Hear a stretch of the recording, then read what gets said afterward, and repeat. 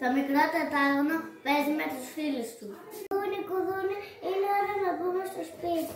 Το μικρό τετράγωνο δεν μπορεί να μπει, γιατί δεν είναι στρογγυλό όπως η πόρτα. Δεν μπορεί να μπει.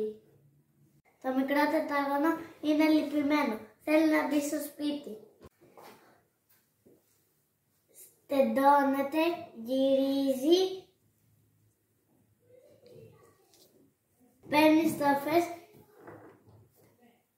Δεν μπορεί να μπει. Τετράγωνο πρέπει να γίνεις στρογγυλά. Του λένε οι φίλοι του κύκλοι.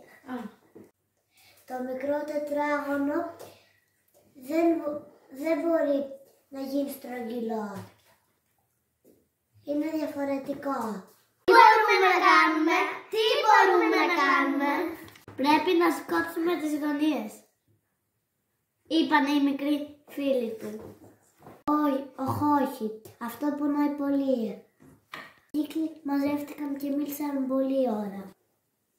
Μετά αποφάσισαν ότι δεν είναι το μικρό τετράγωνο που πρέπει να αλλάξει σχήμα. Είναι η πόρτα. Έτσι έκοψαν 4 γωνίες. Το τετράγωνο μπόρεσε τελικά να μπει στο σπίτι και ενωθεί με τους φίλους του, τους μικρούς κύκλους.